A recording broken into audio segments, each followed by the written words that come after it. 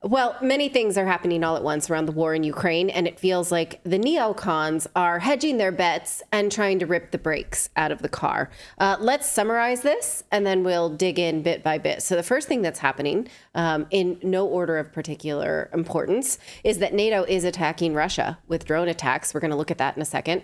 The U.S. deciding to send more money to Ukraine and weaponry, and the neocons absolutely freaking out that President Trump could win re-election and ruin their precious war. So first to those drone attacks. Here's video this morning from the mayor from a city called Pskov. I don't know if I'm saying that properly. Sorry, that's louder than I thought it would be. So Pskov is a city north of Moscow. So what are they doing there? Why would they be there? Let's look at this attack, and then it happened quite early in the morning. We'll take a look at this one as well, where you just see the smoldering wreckage of this. Now, let's look at where Pskov is on a map compared to where the conflict is in Ukraine. After we watch that, okay. Take a look at the map. Sorry about that. So you can see that it is quite far from the red circle. There is an approximation of where the counteroffensive is in Donbass region. That's not close. Ukraine should not be capable of firing that far. So who did it? Because remember, President Biden, he gave us his promise, his word that the U.S. would not be sending rocket systems that could reach inside of Russia when he announced weapons packages late last year. And so why? No, not that one. That one. Yes, thank you. So how would Ukraine do this if we weren't going to send them weapons that could reach that far? One possibility is that Pskov is not far from Estonia and Latvia, both of which are NATO countries. Any chance they had anything to do with that? So basically, we can surmise that it's NATO, right? It's either from these NATO countries or it's NATO backed by Ukraine. And Joe Biden lied when he said that he wouldn't send any weapons that could reach inside Russia, which we know the second thing is true because Ukraine has been firing inside of Russia for a long time now, for several months. Russia says they thwarted these attacks and no casualties were suffered. How do you prepare for attacks in places like this that are nowhere near war zones and then successfully thwart them? It's kind of good fodder to think about, right? Like, makes you wonder, could your city do that? If you don't live near a war zone, could your city just thwart drone attacks? You hope, right? Meanwhile, Russia says that it is targeting military command centers for Ukraine in this Kupiansk region, and over 100 Ukrainian soldiers died in that attack. Here is that headline. Now, most of the weaponry that was destroyed, that Russia says they destroyed, clearly came from NATO, and the U.S. will replace that gear, or at least they're going to try. Here is a statement from the White House just yesterday announcing additional security assistance for Ukraine to the tune of $250 million. Let's go ahead and look at this pack list that they're sending. It's all kinds of missiles, HIMARS, mine clearing equipment, different types of missiles, Hydra rockets, spare parts. Says you need spare parts, I would assume. Now, along with this announcement, the Pentagon released a fact sheet showing the amount of aid that the U.S. has sent to Ukraine in totality, and it is over $43 billion. Now, I'm just going to let this play. This is sort of, I just running through it. It's a running list of, all kinds of Christmas gifts. Now, all of this equipment, by the way, may be just being wasted. Redacted correspondent Mike Jones is reporting from the Donbass. He's going to join us tomorrow to talk about this. He's spoken to captured Ukrainian soldiers who are living in Russia, who have said that they're being directed to take this weaponry out to the fields and then shoot them off into nowhere. Just shoot them off to waste them, because it's kind of like your vacation hours, like use it or lose it. It reminds me of the movie. Did you ever see Falling Down with Michael Douglas? An amazing movie. Oh, yeah. Yeah, it's an amazing movie. And he's so frustrated about all the construction that's happening on these streets. And he's like, "What? This thing has been under construction now for like 2 years." And he's like, "There's nobody working here. Where is everybody?" And he flips out at it. And he turns out that they get a certain quota every year. They have to use that quota. They have to exceed that quota in order to make sure that they get more money in their budget the following year. So it's like, here, take these weapons, go out into the cornfield. You better fire them off, because if you don't show them in use, then Uncle Sam's not going to send us more stuff. Yeah. They've got to look like they're being used or lost or destroyed. Otherwise, we're not going to get more stuff. Now, these refugees are saying that when they had been asking, why are we shooting weapons into the air? They're told, shut up and do what they're told. We're going to bring you more about that tomorrow, because this is from one of our reporters, from the mouth of a soldier who was Ukrainian soldier who was told to do these things. So we'll get more from that story tomorrow.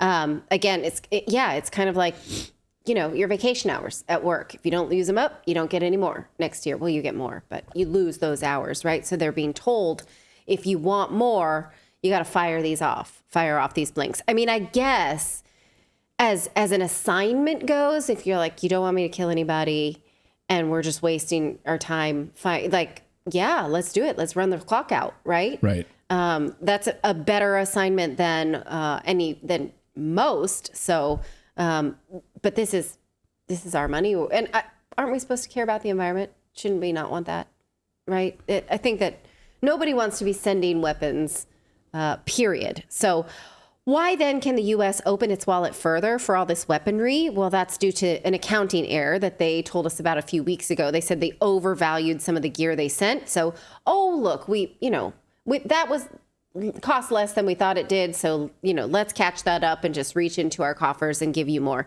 That's basically why they're saying they're doing this now. It is no doubt, though, that this war will continue while President Biden is in power, and his lackeys, who still don't even know where the Donbass is. This is a video we showed you from the Gray Zone in June, when Representative Jamal Bowman admitted he didn't even know where Donbass was. But still, yes, I'm for the war. I don't understand it, don't know where it's happening, don't know the nuance of that. But yes, I'm for the war. Watch this video. This is from June, and then we're going to give you an update. Us in Crimea? I don't know if I know much about that. I need to get into the details and learn some more about that. Yeah. You know what those are? No. Tell me. Educate me. Well, let me ask you this. What's your opinion on the war for Ukraine? Do you support U.S. aid to the war in Ukraine? Yes. Why do you support that? Because Putin's a madman, and we got to stop him. But I'm anti-war in general. Okay. All right. But so just so you know, the Donbass and Crimea, those are the central regions in Ukraine, which were in dispute and which started the war over those regions. Okay. So. Okay. To the beach. Yeah, where's the Donbass? Do you know where the Donbass is? Do you know where Crimea is? He goes, I don't know anything about those. I'm going to have to look into that if you missed the beginning. I don't know much about that. But, yeah, cool. But I'm anti-war. But Putin's a madman. Right. Okay. Those people are civilians who've been fired on for 10 years by Ukraine. Cool. Okay, I'll look it up. I'll look on Wikipedia. If Wikipedia confirms this, then maybe I'll get back to you. Well, they did get back to him, and he did not study. Watch. Congressman Bowman, hello. Jesus. Do you remember me? Yes, I do. Hey, so I just wanted to follow up. I will not be talking right now, sir. We don't have to right now, but can we find a time? I told you to reach out to my office. I did, yeah. They said they would, but they just haven't gotten back to me yet. Oh, well, it's only been a week. Hello. It has only been a week. Yes. Please stop recording me. Okay. But you promise me we'll talk soon. Huh? Promise me we'll talk soon. I don't. Why do I gotta keep repeating myself? All right. Why do you have to keep repeating yourself? Is because this is not a civics test. People die based on your vote, and you owe the world to do the homework. Like, do the minimum amount of homework. Read a book. This week, Hungarian Prime Minister Viktor Orban told Tucker Carlson that the only way the U.S. will end this war is if Trump is reelected. It's certainly not going to be people like Congressman Bowman, who don't understand what they're voting for but vote anyway, sending people to their death. These are the choices we've had, either people who want peace or people who vote for war and don't understand it. And that's unconscionable. Watch. Sorry, go ahead. Go ahead and play it. You were in charge of NATO. If you were, say, Joe Biden, what would your next move be in the war in Ukraine? What would you do? Peace immediately. Call back Trump. That's the only way out. Call back Trump. Call back Trump. Because, you can criticize him for many reasons. I understand all the discussion, but, the best foreign policy of the recent several decades belonged to him. He did not initiate any new war. Yes. He treated nicely the North Koreans and Russia, even the Chinese.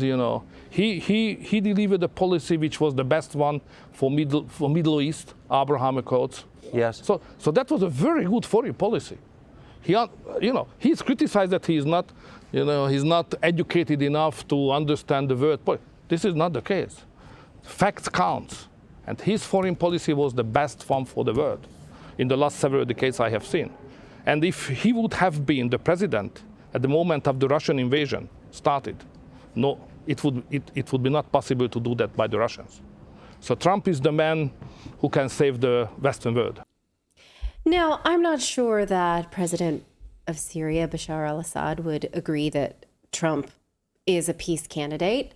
I'm not sure that the people of the Donbass would appreciate thinking that they would not currently be a part of Russia if there was no Biden administration.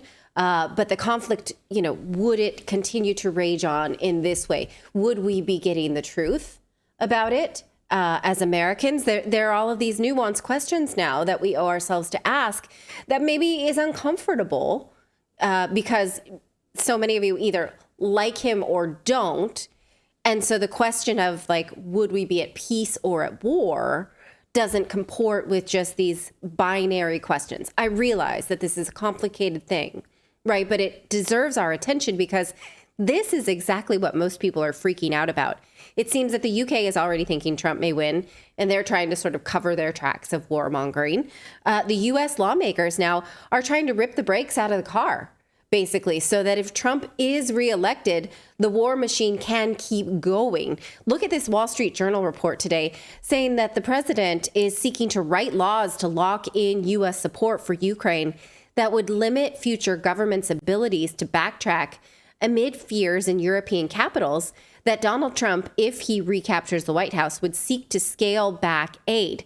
I'm very perplexed by this subtext here under this photo saying European officials fear that Russian President Vladimir Putin will keep fighting in Ukraine until after the 2024 election, hoping a Republican victory would mean an end to American military aid.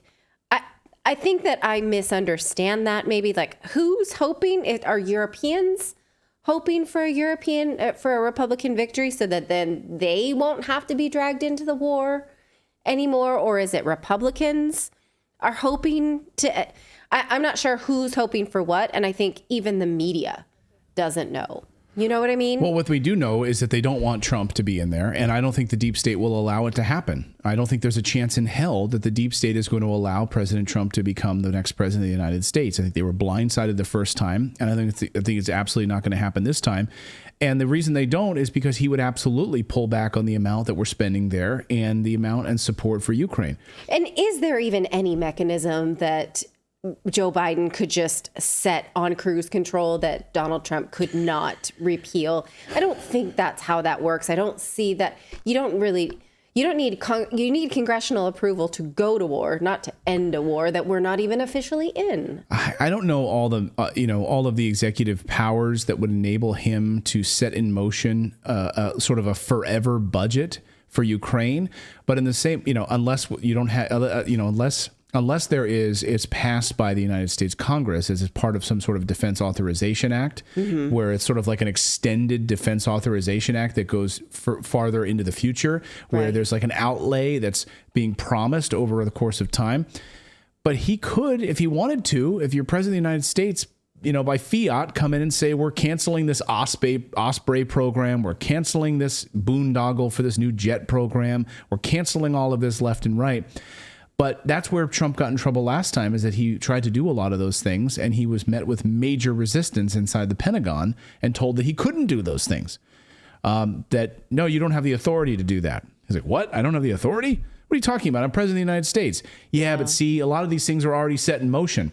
I mean, just look at a lot of the healthcare.gov provisions put in place by President Obama.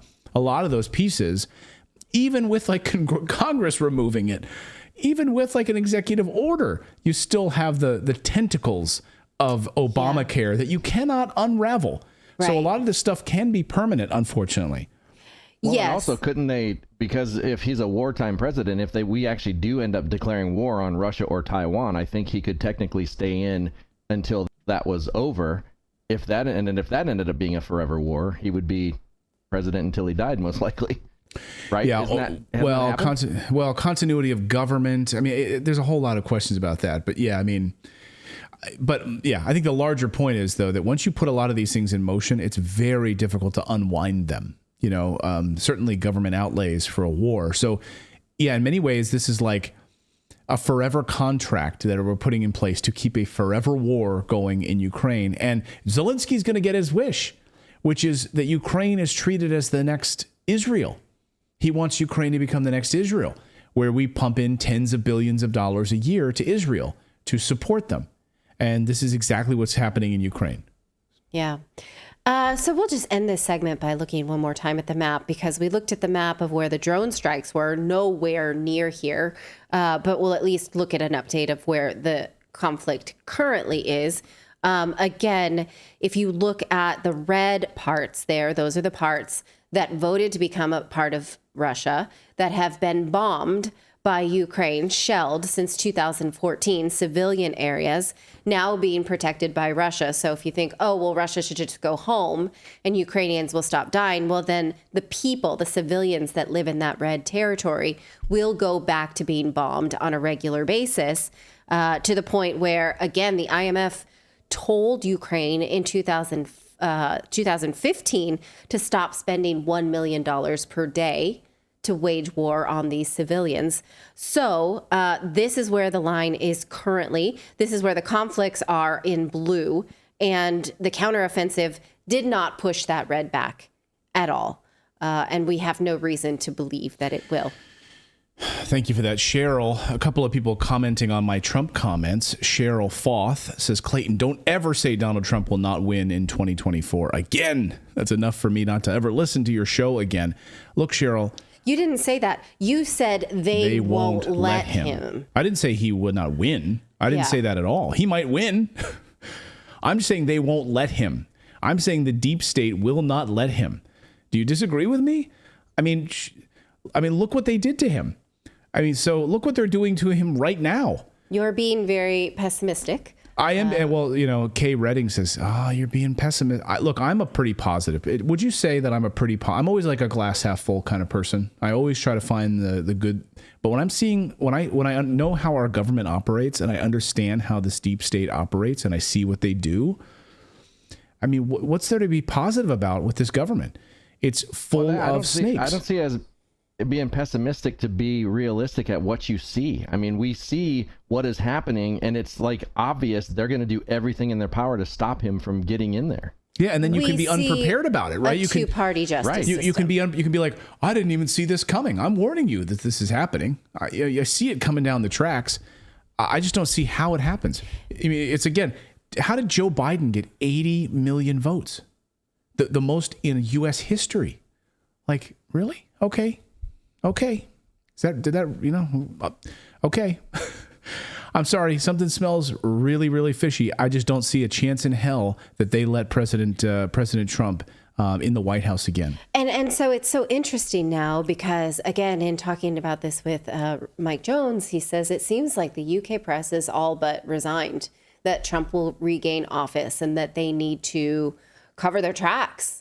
Sort of, get out the shredder for the things that they did for the Biden administration. So I think that's an interesting temperature point, don't you? I mean, just look at Julian Assange for a second. If I was like to tell you the story of this guy who's a journalist who reported on war crimes of the United States in Iraq, and as a country of free speech and freedom of the press, you would say there's no chance that this guy would be literally sitting in a prison, rotting and dying. Who's going to be extradited and then prosecuted and held up in prison in the United States for the rest of his life. Like that's what's happening. the deep state is winning. When Mike Pompeo admits openly that, yeah, he wanted to go after and kill Julian Assange, the head of the CIA, the deep state. I mean, they're saying it out in the open. Just look at Julian Assange as a template for how this stuff operates. He's sitting in Belmarsh prison, rotting away terribly. So it's hard for me. I mean, I'm a pretty positive person, but when I see how these guys operate, and you do the reading and you understand the research about these guys, it's hard to be positive about the United States government in this way. Thank you so much for watching this segment here at Redacted. We are live every day at 4 p.m. Eastern Time, trying to share the stories that the mainstream media will not cover. You should also come over and join our community of Redacted Rebels over at redacted.inc. That's our private locals community where we can share exclusive content that we simply cannot share here on YouTube. Come over and join the rebellion together right now by going to redacted.inc. We'll see you next time.